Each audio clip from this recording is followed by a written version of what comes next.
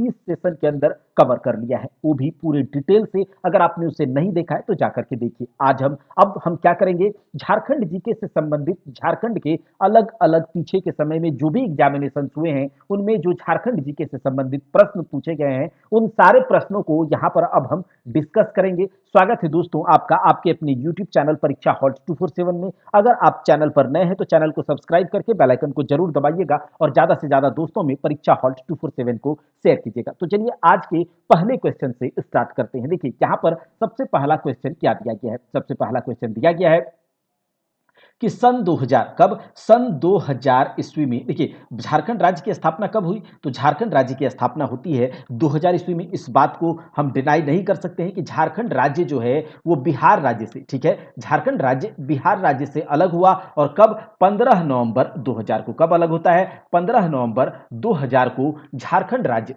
राज्य बिहार राज्य से अलग होकर के भारतवर्ष के 28वें राज्य के रूप में इसका निर्माण होता है, ठीक है। भारतवर्ष के 28वें राज्य के रूप में झारखंड राज्य का निर्माण 15 नवंबर 2000 को होता है। अच्छा, 15 नवंबर 2000 को होता है और 2000 से लेकर के 2022 अभी चल रहा है। तो 2022 में कितने लोगों ने मुख्यमंत्री के रूप में सेवा यहां पर दी है, तो देखिए टोटल 6 लोगों ने, इन 22 सालों में टोटल 6 लोगों ने मुख्यमंत्री के रूप में यहां पर बतौर काम किया है। चलिए एक एक करके यहां पर देखते हैं टोटल 6 लोग कौन कौन से हैं। तो झारखंड राज्य में जो 2000 ईस्वी में झारखंड राज्य की स्थापना होती है 15 नवंबर 2000 में, तो सबसे पहला जो मुख्यमंत्री था उनका नाम था बाबूलाल मरांडी। क्या आपको पता है ना, बाबूलाल मरांडी सबसे पहले मुख्यमंत्री थे झारखंड राज्य के, ठीक है, बाबूलाल मरांडी। अच्छा, ये किस पार्टी से संबंधित थे, तो बीजेपी से थे। अच्छा, जो दूसरा मुख्यमंत्री है, दूसरा मुख्यमंत्री पूछ लिया जाए तो याद रखिएगा अर्जुन मुंडा। कौन था, दूसरा मुख्यमंत्री अर्जुन मुंडा था, याद रखिएगा दूसरा मुख्यमंत्री अर्जुन मुंडा।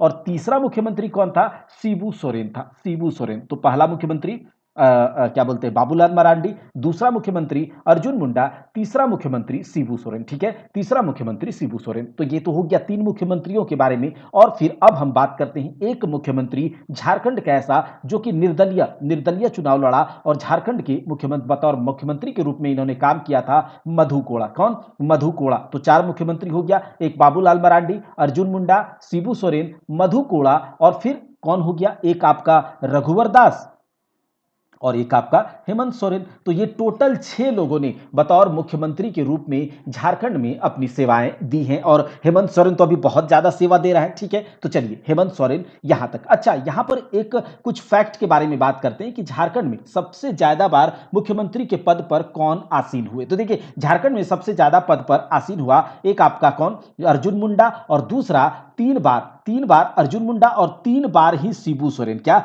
एक तो 3 बार अर्जुन मुंडा और 3 बार शिबू सोरेन, याद रखिएगा। सबसे ज्यादा बार मुख्यमंत्री झारखंड के कौन रहे, तो याद रखिएगा 2 लोग हैं, एक 3 बार अर्जुन मुंडा और 3 बार ही शिबू सोरेन। देखिए शिबू सोरेन का कार्यकाल जो है वो अर्जुन मुंडा से कम रहा है, याद रखिएगा। 3 बार तो शिबू सोरेन भी मुख्यमंत्री रहे, लेकिन अर्जुन मुंडा के अगर कंपेयर किया जाए तो अर्जुन मुंडा का कार्यकाल थोड़ा लंबा लंबा रहा और शिबू सोरेन का कार्यकाल थोड़ा छोटा छोटा रहा, ठीक है, यहां पर इतना अंतर है। अच्छा, 6 लोगों ने मुख्यमंत्री के तौर पर काम किया और 2000 से लेकर के 2022 तक में झारखंड राज्य में 3 बार राष्ट्रपति शासन भी लागू हो चुका है, ठीक है। इसी झारखंड में इन 22 सालों में 6 मुख्यमंत्री भी आ गए, 3 बार राष्ट्रपति शासन भी लग गया। तो यहां पर आप देख रहे हैं कि क्या खेला हो रहा है, किस तरह का झारखंड राज्य में एक पॉलिटिकल अनस्टेबिलिटी देखने को हमेशा मिलते रही है, ठीक है। तो ये आप देख रहे होंगे 6 मुख्यमंत्री, बाबूलाल मरांडी, अर्जुन मुंडा, शिबू सोरेन, रघुवर दास और हेमंत सोरेन। हेमंत सोरेन 2 बार मुख्यमंत्री के रूप में इन्होंने काम किया है और ये अभी हेमंत सोरेन जो है दिसंबर 2019 में चुनाव हुआ था और दिसंबर 2019 से अभी तक ये मुख्यमंत्री के रूप में बने हुए हैं। बल्कि अभी इनका जो है सीट थोड़ा सा डगमगा गया था, लेकिन कुछ कुछ यहाँ धमा चौकड़ी करके ये भी सीट पर बने हुए हैं। चलिए हेमंत सोरेन दिसंबर 2019 से अभी तक यहाँ के मुख्यमंत्री बने हुए हैं। चलिए आगे देखते हैं। कहा जा रहा है कि 2000 में, देखिए वर्ष 2000 में झारखंड राज्य के गठन के बाद राज्य में कितने समय राष्ट्रपति शासन लागू हुआ, तो अभी हमने कहा कि राज्य में 3 बार राष्ट्रपति शासन लागू हुआ था, ठीक है। देखिए पहला राष्ट्रपति शासन जो लागू हुआ था वो 2009 में लागू हुआ था। कब? पहला राष्ट्रपति शासन 2009 में लागू हुआ था। पूरे लगभग 1 साल तक राष्ट्रपति शासन रहा था। अच्छा, दूसरा राष्ट्रपति शासन जो झारखंड में लागू रहा हुआ वो 2010 में। कब? पहला 2009 में, दूसरा 2010 में, और तीसरा राष्ट्रपति शासन थर्ड प्रेसिडेंसी रूल जो प्रेसिडेंट रूल झारखंड में लागू हुआ वो हुआ था 2013 में। तो याद रखिएगा 3 बार राष्ट्रपति शासन लागू हुआ है झारखंड में, पहला 2009 में, दूसरा 2010 में और तीसरा 2013 में, ठीक है। इतना आपको पता हो गया होगा। चलिए अब आगे देखते हैं, झारखंड में पहली बार राष्ट्रपति शासन कौन से साल में लागू हुआ? कहता है in which year was the president's rule imposed for the first time in Jharkhand, ठीक है। तो बाइलिंगुअल यहां पर है, तो इंग्लिश मीडियम से है, तो आप देख सकते हैं। और इसके पीडीएफ को अगर आपको डाउनलोड करना है तो परीक्षा हॉल 24/7 के टेलीग्राम चैनल से आपको जुड़ना होगा और वहां से आपको पीडीएफ प्रोवाइड करा दिया जाएगा। देखिए चलिए अब ये बताइए कौन से साल में पहला राष्ट्रपति शासन लागू हुआ था? तो 2009 में पहला राष्ट्रपति शासन, दूसरा बार राष्ट्रपति शासन लगा था, ठीक है, 2010 में ही, और तीसरा बार 2013 में। चलिए आगे देखते हैं क्या कह रहा है। वर्ष 2000 में झारखंड बनने के बाद कितने लोगों ने झारखंड के राज्यपाल के रूप में सेवा दी है? अच्छा, कितने लोगों ने झारखंड के राज्यपाल के रूप में? तो 9 लोगों ने, टोटल 9 लोगों ने झारखंड के राज्यपाल के रूप में सेवा दी है। टोटल 9 लोगों ने, याद रहेगा, टोटल 9 लोगों ने। देखिए पहला राज्यपाल जो था प्रभात कुमार था। बस आपको ये याद रखना है कि झारखंड का पहला राज्यपाल, देखिए पहला मुख्यमंत्री कौन था? बाबूलाल मरांडी, और पहला राज्यपाल प्रभात कुमार था, ठीक है। पहले नंबर का राज्यपाल प्रभात कुमार था। अच्छा, 9वें नंबर का राज्यपाल, 9वें नंबर की जो राज्यपाल थी वो थी आपकी द्रौपदी मुर्मू। 9वें नंबर की जो राज्यपाल थी वो द्रौपदी मुर्मू थी, और अभी यही द्रौपदी मुर्मू जो है वो भारत के राष्ट्रपति के रूप में अपना सेवा दे रही है, ठीक है, द्रौपदी मुर्मू। अच्छा, 10वें नंबर का राज्यपाल कौन? रमेश बैस। 10वें नंबर का राज्यपाल रमेश बैस। भैया आप बोल रहे हैं कि 10वें नंबर का राज्यपाल रमेश बैस है, और आप वहीं पर बोल रहे हैं कि टोटल 9 लोगों ने राज्यपाल के रूप में सेवा दी है। तो जी हां, टोटल 9 लोगों ने राज्यपाल के रूप में सेवा दी है। 10वें नंबर का राज्यपाल रमेश बैस जो कि अभी हैं, और 9वें नंबर की राज्यपाल थी द्रौपदी मुर्मू, पहले नंबर की राज्यपाल प्रभात कुमार, और एक दूसरे नंबर का जो राज्यपाल था ना विनोद चंद्र पांडे, उन्हें एडिशनल चार्ज दिया गया था राज्यपाल के रूप में, ठीक है, एडिशनल चार्ज दिया गया था, इसीलिए उन्हें काउंट नहीं किया जाता। बस आपको ये याद रखना है। चलिए अब देखिए भारत में झारखंड को कौन से राज्य के रूप में जाना जाता है? बताइए, अभी हमने बताया था ना कि 15 नवंबर 2000 को झारखंड राज्य की स्थापना बिहार राज्य से अलग होकर 28वें राज्य के रूप में होती है, ठीक है, 28वें राज्य के रूप में। अच्छा, 29वां राज्य कौन था? तो याद रखिएगा 29वां राज्य 2 जून 2014 को झारखंड जो 29वें राज्य के रूप में, भारत के 29वें राज्य के रूप में तेलंगाना किस राज्य से अलग हुआ था? तेलंगाना आंध्र प्रदेश से अलग होकर तेलंगाना राज्य का निर्माण हुआ था 2 जून 2014 को 29वें राज्य के रूप में। लेकिन अभी इस टाइम पर प्रेजेंट टाइम में भारतवर्ष में कितने राज्य हैं? 28 स्टेट हैं, और आप बोल रहे हैं कि तेलंगाना 29वां राज्य बना था। और फिर उसके बाद यूटीज कितने हैं अभी भारतवर्ष में? तो 8 यूटीज है, यानी कि यूनियन टेरिटरीज, केंद्र शासित प्रदेश है। अच्छा, जो यहां पर 29 राज्य था, लेकिन अभी क्या है? 28 राज्य हो गया है। ऐसा क्यों हुआ भैया कि 28 राज्य हो गया? तो आपको पता होगा कुछ दिन पहले ही 31 अक्टूबर 2019, ठीक है, 31 अक्टूबर 2019 को जम्मू कश्मीर को राज्य का दर्जा से क्या किया गया था? इसे यूटी बना दिया गया था, यूनियन टेरिटरी। फिर क्या हुआ? 28 राज्य हो गया था। चलिए ये सब तो पता होगा, हम लोग डिटेल में बात करेंगे जीएस वाले सेक्शन में। अच्छा, 15 नवंबर 2000 को झारखंड राज्य का गठन हुआ था, और इस दिन झारखंड में किस व्यक्ति का जन्मदिन भी है? इस दिन झारखंड राज्य में सैयद अहमद, द्रौपदी मुर्मू, सैयद सिप्तेरजी या फिर बिरसा मुंडा, किनका जन्म के रूप में इन दिवस को मनाया जाता है? तो आपको पता होगा कि बिरसा मुंडा जी, ठीक है, बिरसा भगवान जिसे कहा जाता है या फिर धरती आबा कहा जाता है, इनका जन्म होता है 15 नवंबर। कब होता है? 15 नवंबर 1875 को। 15 नवंबर 1875 को इनका जन्म होता है। 1875, याद रखिएगा, 15 नवंबर 1875 को बिरसा मुंडा का जन्म जन्म होता है और इनकी मृत्यु जो है ये मात्र 24 साल की आयु में, मात्र 24 साल की आयु में 9 जून 1900 ईस्वी को इनकी मृत्यु हो जाती है। कहां पर? रांची जेल में। कहां पर हो जाती है? रांची जेल में। अच्छा, रांची जेल, रांची जिला अभी है ना, लेकिन उस समय 1900 के समय ये रांची जेल जो था लोहरदगा जिले में पड़ता था। किस जिले में? लोहरदगा जिले में पड़ता था, लेकिन अभी ये रांची जिला हो चुका है। ठीक है, तो याद रहेगा कि बिरसा मुंडा जी का जन्म 15 नवंबर 1875 को कहां पर हुआ था? उली हातू गांव में। कहां पर हुआ था? उली हातू गांव में, जो कि अभी प्रेजेंट टाइम में खूंटी जिले में, लेकिन उस टाइम पर वो लोहरदगा जिले में था। ठीक है, तो 15 नवंबर 1875 को बिरसा मुंडा का जन्म कहां पर होता है? उली हातू गांव में होता है, जो कि उस समय लोहरदगा जिले में था, अभी वो खूंटी जिले में पड़ता है। बिरसा मुंडा की माता का नाम क्या था? करमी हातू, और पिताजी का नाम था सुगना मुंडा। इतना आपको पता होगा, हम लोगों ने डिटेल में एमसीक्यू के में भी करा है। झारखंड के राजभवन, देखिए who was the architect of Raj Bhavan of Jharkhand? तो देखिए आपका जो सदालो ब्लेयर्ड है, याद रखिएगा सदालो ब्लेयर्ड जो है वो झारखंड के राजभवन का आर्किटेक्ट सदालो ब्लेयर्ड, याद रखिएगा सदालो ब्लेयर्ड। अच्छा, झारक्राफ्ट, क्या आपने इसके बारे में सुना है? हमने इसके बारे में अच्छे से क्या चर्चा नहीं किया है एमसीक्यू वाले क्लासेस में? हाँ किया है। तो देखिए झारक्राफ्ट जो है, अगर इसका फुल फॉर्म कोई आपसे पूछे तो आप क्या बताएंगे? आप बताएंगे झारखंड सिल्क टेक्सटाइल। क्या बताएंगे? Jharkhand silk textile and handicraft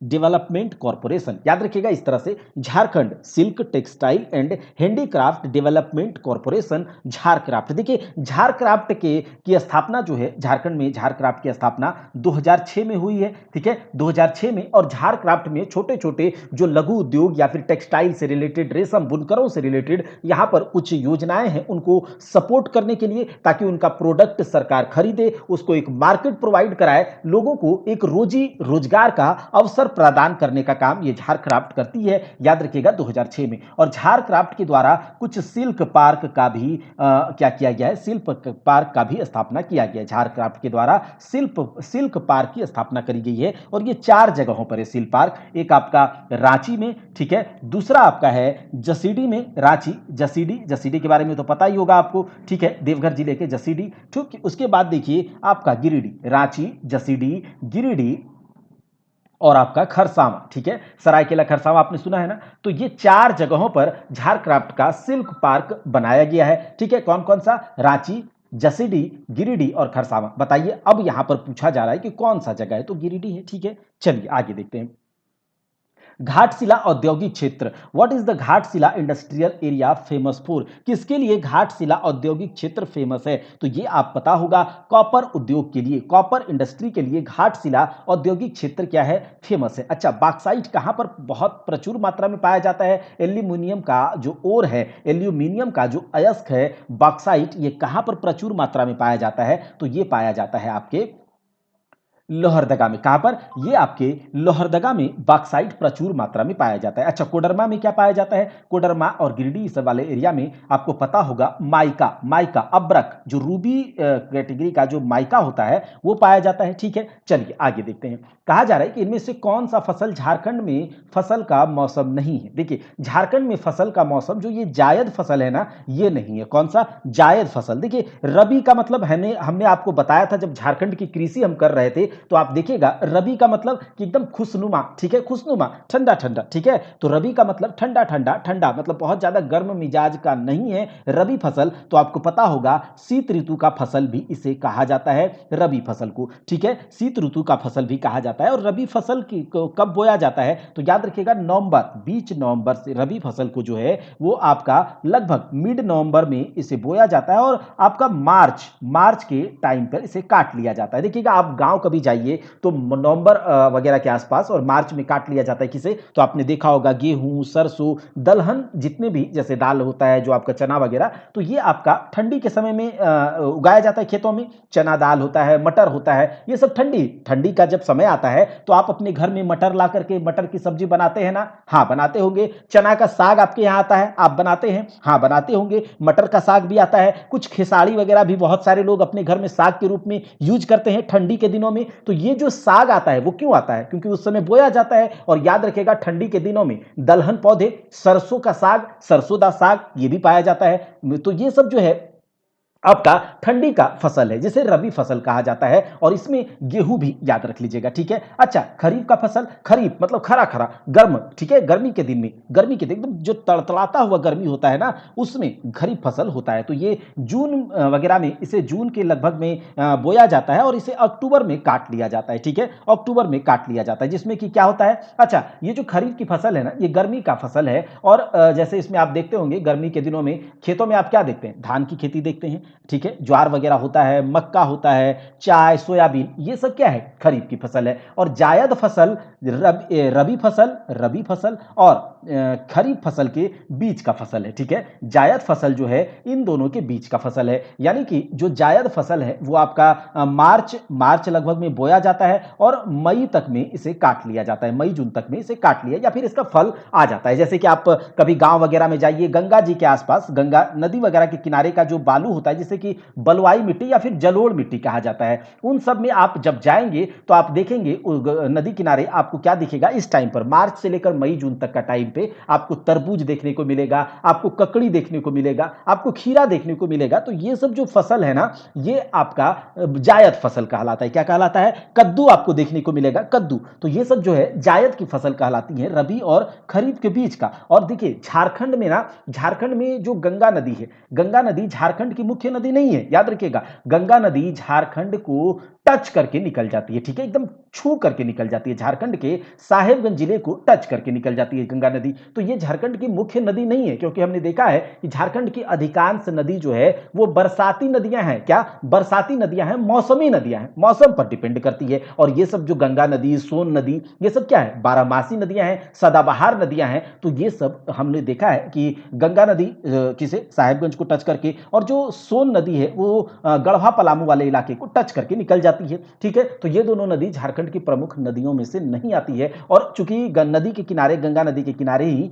ये सब फसल पाया जाता है, जायद की फसलें, क्योंकि बलुई मिट्टी या जलोढ़ मिट्टी, तो इसे नहीं कहा जा सकता है कि ये झारखंड की फसल है जायद को, ठीक है। चलिए आगे देखते हैं। कहा जा रहा है कि क्रोमाइट और मैग्नीज अयस्क, क्रोमाइट और मैग्नीज अयस्क झारखंड के किस जिले में पाए जाते हैं। तो जो आपका वेस्ट सिंहभूम है, जो आपका पश्चिमी सिंहभूम है, इसमें क्रोमाइट तथा मैग्नीज अयस्क पाया जाता है। हमने झारखंड के खनिज में इसे देखा हुआ है, ठीक है। अच्छा, झारखंड में लाख टन में कुल कोयला भंडार कितना है। झारखंड में लाख टन में कुल कोयला भंडार 80,356 लाख टन कोयला भंडार है, ठीक है। अच्छा, भारत का कौन सा राज्य गैर कोकिंग कोल का एकमात्र उत्पादक है। Which state of India is non cooking is the sole producer of coal, कोयला का। तो ये आपका एकमात्र नॉन कुकिंग कोल का एकमात्र उत्पादक झारखंड है, ठीक है। अच्छा, Bokaro industrial area development authority, BIADA, Bokaro industrial area development authority का क्षेत्रफल, यानी कि ये कितने दूर तक के एरिया को कवर करता है, कौन से। तो देखिए उत्तरी छोटा नागपुर कमिश्नरी, उत्तरी छोटा नागपुर कमिश्नरेट के जो भी एरिया है वो आपको Bokaro industrial area development authority के अंतर्गत आते हैं। झारखंड की उपराजधानी क्या है, तो झारखंड की उपराजधानी दुमका है। कौन सी, दुमका। अच्छा, अगर आपसे पूछ ले कि दुमका जिले का गठन कब हुआ था, इसकी स्थापना कब हुई थी, तो 1855 में। कब, 1855 में दुमका जिला का गठन हुआ था। और अगर बात करें कि दुमका जिला में जो क्या क्या जो यहाँ पर अनुमंडल कितने हैं, तो एक है। अच्छा, दुमका जिला में जो क्या बोलते हैं, कुछ नदियों के नाम हमने आपको झारखंड की नदियों में पढ़ाए थे, तो वहां पर हमने देखा था कि दुमका जिला का एक महत्वपूर्ण नदी है मयूराक्षी नदी, ठीक है, महत्वपूर्ण नदी है मयूराक्षी नदी, अजय नदी, ब्रह्मानी नदी, ये सब दुमका जिला की नदियां हैं। और अगर दुमका जिला में जो पर्यटन स्थल कुछ हमने आपको दिखाए थे, एक मसानजोर डैम है, आपका झुमका जलकुंड है, तपात पानी जलकुंड, ये सब आपका झारखंड के दुमका में पाया जाता है, ठीक है। चलिए आगे देखते हैं। कहा जा रहा है कि 24 फरवरी 2015 की बात है, 24 फरवरी 2015 की बात है। उस समय झारखंड के पुलिस महानिदेशक के रूप में सीएम रघुवर दास के द्वारा किसे नियुक्त किया गया है, तो डीके पांडे को। किसे, who has been appointed as director general of police, DGP Jharkhand by CM Raghubar Das on 24 February 2015 को किया गया था, डीके पांडे को किया गया था, ठीक है। अच्छा, झारखंड राज्य जेपी आंदोलनकारियों को पेंशन देने वाला कौन से नंबर का राज्य बन गया है? तो याद रखिएगा ये दूसरे नंबर का। अच्छा, जेपी आंदोलनकारी क्या है भैया? जेपी का मतलब आपको पता होगा, जयप्रकाश नारायण का आंदोलन, ठीक है, जयप्रकाश नारायण का आंदोलन। अच्छा, ये आंदोलन कहां था? तो देखिए, हम तो पहले बिहार राज्य के ही पार्ट हैं, ठीक है, तो बिहार राज्य में बिहार राज्य का आंदोलन है ये जेपी आंदोलन, ठीक है, बिहार राज्य का आंदोलन है जेपी आंदोलन। और चूंकि बिहार झारखंड तो एक ही था ना, तो देखिए जेपी आंदोलन में क्या हुआ था कि जयप्रकाश नारायण जो कि गांधीवादी नेता था, ठीक है, जयप्रकाश नारायण एक गांधीवादी नेता था, गांधीवादी नेता था, और 1974 में छात्र आंदोलन इन्होंने किया था, एक छात्र आंदोलन इनके द्वारा किया गया था जिसका नाम पड़ा जेपी आंदोलन। और इसमें छात्रों के द्वारा राज्य सरकार के जो कुछ भ्रष्टाचार या फिर कुशासन इस टाइप का चीजों पर यहां पर बैन लगाने के लिए उसका विरोध में इस आंदोलन को किया गया था। और जेपी आंदोलनकारी जो भी थे उन्हें पेंशन देने वाला राज्य का दूसरे नंबर का राज्य बना झारखंड, ठीक है। झारखंड धाम मंदिर है एक, ठीक है, याद रखिएगा, झारखंड धाम एक मंदिर है। और ये मंदिर जो है किस जिले में है? झारखंड धाम मंदिर किस जिले में है? तो याद रखिएगा गिरिडीह जिले में, गिरिडीह जिले में झारखंड धाम मंदिर है। अच्छा, गिरिडीह जिले में ही एक जलप्रपात भी है, हमने देखा था उसरी जलप्रपात, ठीक है, गिरिडीह जिले में याद रखिएगा एक जलप्रपात है उसरी जलप्रपात। और गिरिडीह जिले का कुछ परियोजनाओं पर देखिएगा, एक आपका कोनार परियोजना गिरिडीह जिले में ही है। और पंचखेरो जलाशय परियोजना ये भी गिरिडीह में है। देखिए, कोनार जलाशय परियोजना और पंचखेरो जलाशय परियोजना ये भी गिरिडीह में है। और उसरी जलप्रपात यानी कि उसरी फॉल। तो झारखंड धाम इज इन विच डिस्ट्रिक्ट? तो गिरिडीह में। कहां पर? गिरिडीह में। चलिए आगे देखते हैं, झारखंड में एचईसी यानी कि हैवी इंजीनियरिंग कॉर्पोरेशन का कारखाना किस देश के सहयोग से लगाया गया? देखिए, एचईसी रांची के बारे में आपने सुना तो होगा ही। देखिए, एचईसी रांची के बारे में आपने क्या नहीं सुना है? तो देखिए, चेकोस्लोवाकिया इस देश के सहयोग से झारखंड में एचईसी के कारखाना का लगाया गया था, ठीक है, एचईसी कारखाना झारखंड में हैवी इंजीनियरिंग कॉर्पोरेशन लगाया गया था। लेकिन इस टाइम पर चेकोस्लोवाकिया दो देशों में बट गया है, एक आपका चेक रिपब्लिक यानी कि चेक गणराज्य और स्लोवाकिया, ठीक है। लेकिन उस समय जिस समय ये एक था तो इस देश के सहयोग से एचईसी का स्थापना हुआ था। झारखंड उच्च न्यायालय के हाई कोर्ट के पहले चीफ जस्टिस कौन थे? अच्छा, झारखंड हाई कोर्ट के पहले चीफ जस्टिस कौन थे? तो याद रखिएगा Vinod Kumar Gupta. Before Jharkhand high court who was the chief justice? कहता है कि झारखंड राज्य का पहला, एक मिनट, झारखंड हाई कोर्ट का फर्स्ट चीफ जस्टिस कौन था? तो ये था आपका विनोद कुमार गुप्ता। कौन थे? विनोद कुमार गुप्ता। अच्छा, अगर अभी प्रेजेंट टाइम में झारखंड हाई कोर्ट के प्रेजेंट टाइम में चीफ जस्टिस कौन है? तो याद रखिएगा रवि रंजन, ठीक है, रवि रंजन झारखंड हाई कोर्ट के प्रेजेंट टाइम के चीफ जस्टिस हैं, ठीक है।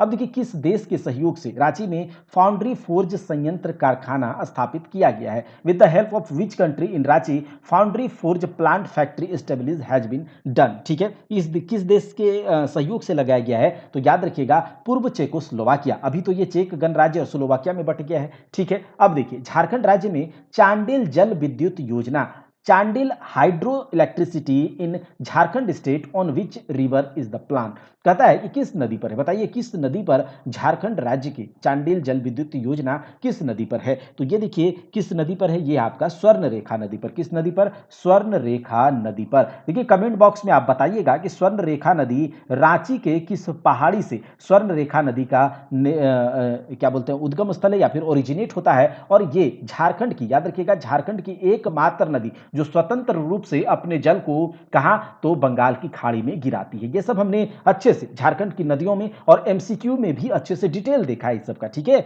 याद रखिएगा। आगे देखिए, कहा जा रहा है झारखंड में कौन सी जगह है जिसे छोटा नागपुर की रानी भी कहा जाता है? छोटा नागपुर की रानी किसे कहा जाता है बताइए? ये तो प्रीवियस ईयर क्वेश्चन सेशन है, आपने एमसीक्यू अगर देखा है तो आप बताएंगे, ठीक है। तो देखिए, ये है नेतरहाट, ठीक है, नेतरहाट। दालमा वन्य जीव अभ्यारण्य किस वर्ष इसका उद्घाटन हुआ था? दालमा वन्य जीव अभ्यारण्य का उद्घाटन किस वर्ष हुआ था? In which year Dalma wildlife sanctuary was inaugurated? तो ये हुआ था 1987, 1987 को। कब हुआ था? 1987 को। बेतला राष्ट्रीय उद्यान झारखंड के किस जिले में है? तो बेतला राष्ट्रीय उद्यान झारखंड के लातेहार जिले में है। किस जिले में है? लातेहार जिले में है।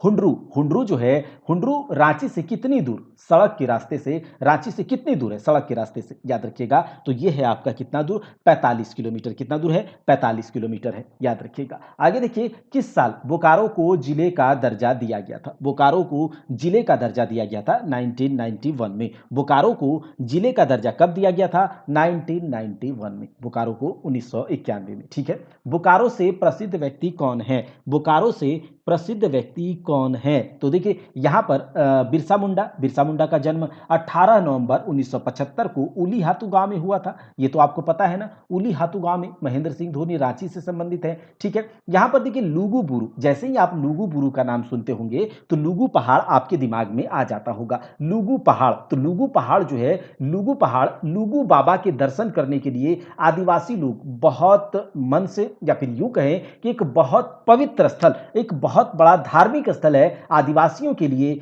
लुगु पहाड़, जो कि बोकारो में स्थित है, लुगु बाबा के दर्शन करने के लिए। तो बोकारो में प्रसिद्ध कौन है, तो लुगु बुरु है, ठीक है, याद रखिएगा। अब देखिए कह रहा है कि बताइए किस वर्ष में चतरा एक अलग जिला बना दिया गया था। In the following years Chatra become a different district was created. देखिए चतरा को हजारीबाग से अलग किया गया है, हजारीबाग जिले से अलग किया गया है। और चतरा जो था पहले हजारीबाग का एक अनुमंडल था, एक कमिश्नरी था। तो देखिए चतरा को हजारीबाग से कब अलग किया गया था, तो किस कब किया गया था, 1991 में। कब किया गया था, 1991। और अगर इसे देखें तो 29 मई 29 ऑफ मई को, 29 ऑफ मई 1991 को, ठीक है, चतरा जिले को अलग जिला बना दिया गया था हजारीबाग से हटा करके। अच्छा, हजारीबाग का स्थापना कब हुआ था, गठन, तो 1834-33 में, ठीक है। तो ये पूरा 30 प्रश्नों को हमने अच्छे से देखा है। देखिए आगे हम लोग क्वेश्चन की संख्याओं को भी बढ़ाएंगे, ठीक है, ज़्यादा से ज़्यादा संख्या पे क्वेश्चन भी करेंगे। और इसके बाद अगर आपको ये सेशन अच्छा लगा है और आप चाहते हैं कि ये कंटिन्यू रहे, इस सेशन को, प्रीवियस ईयर क्वेश्चंस को, और थ्योरी वाला क्लास जो है जेपीएससी पीटी का कुछ अपडेट आएगा तो थ्योरी वाला क्लास भी स्टार्ट करेंगे, ठीक है, बहुत अच्छे से बाइलिंगुअल फॉर्मेट में ऑथेंटिक डेटा के साथ थ्योरी क्लास को भी यहाँ पर करवाया जाएगा। वीडियो अगर अच्छा लगा है तो लाइक कीजिएगा, ज़्यादा से ज़्यादा दोस्तों में शेयर कीजिएगा, और सब्सक्राइब चैनल पर नए हैं तो जरूर कीजिएगा। मिलते हैं अगले क्लास में, तब तक के लिए जय हिंद, जय भारत।